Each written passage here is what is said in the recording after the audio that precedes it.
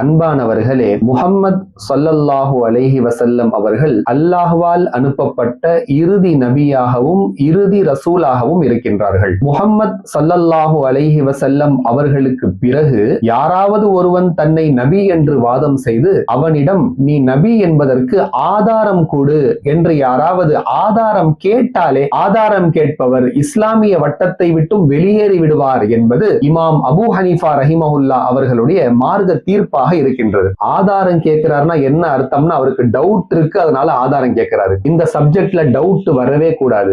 முஹம்மது ஸல்லல்லாஹு அலைஹி வஸல்லம் அவர்கள் இறுதி நபி இறுதி ரசூல் என்ற இந்த சப்ஜெக்ட் இருக்கே, இது ஈமான் சம்பந்தப்பட்டது, இது அகீதா சம்பந்தப்பட்டது, இது கொள்கை சம்பந்தப்பட்டது. இதுல டவுட் வரவே கூடாது. முஹம்மது ஸல்லல்லாஹு அலைஹி வஸல்லம் அவர்கள் இறுதி நபி இறுதி ரசூல் என்பதற்கு குர்ஆன்ல சுமார் 100 வசனங்கள் ஆதாரங்களா இருக்கு, டைரக்ட்லி ஆர் இன்டைரக்ட்லி. முஹம்மது ஸல்லல்லாஹு அலைஹி வஸல்லம் அவர்கள் இறுதி நபி இறுதி ரசூல் என்பதற்கு சுமார் 200 ஹதீசுகள் ஆதாரங்களாக இருக்கின்றன. ஆனா ஒரு முஸ்லிம் எப்படி ஏற்கணும்னா முஹம்மது ஸல்லல்லாஹு அலைஹி வஸல்லம் அவர்களை எந்த ஆதாரமும் இல்லாம, ஆதாரங்கள் நிறைய இருக்கு, ஆனா உறுதியா ஏற்கணும். முஹம்மது ஸல்லல்லாஹு அலைஹி வஸல்லம் அவர்கள் தான் இறுதி நபியாகவும் இறுதி ரசூலாகவும் இருக்கின்றார்கள். ஒருத்தர் இப்படி சொல்றாருன்னு வைக்கிறேன், அல்லாஹ்வை ஏத்துக்கிறேன், ஆனா அல்லாஹ் இருக்கான் அப்படின்றதுக்கு எனக்கு ஆதாரம் காட்டுங்க, அல்லாஹ்வை என் கண்ணுல காட்டுங்க அப்படின்னு சொன்னா சொல்லக்கூடியவர் முஸ்லீமா இருக்கவே முடியாது. அல்லாஹ் இருக்கானா இல்லையா அப்படின்ற டவுட் வந்துட்டாலே அவர் இஸ்லாமிய வட்டத்தை விட்டும் வெளியேறி விடுவார். அதே மாதிரிதான் முஹம்மது ஸல்லல்லாஹு அலைஹி வஸல்லம் அவர்களும் இறுதி நபி இறுதி ரசூல் என்ற விஷயத்துல ஒருத்தருக்கு டவுட் வந்துட்டாலே அவர் இஸ்லாமிய வட்டத்தை விட்டும் வெளியேறி விடுவார். எனவே முஹம்மது ஸல்லல்லாஹு அலைஹி வஸல்லம்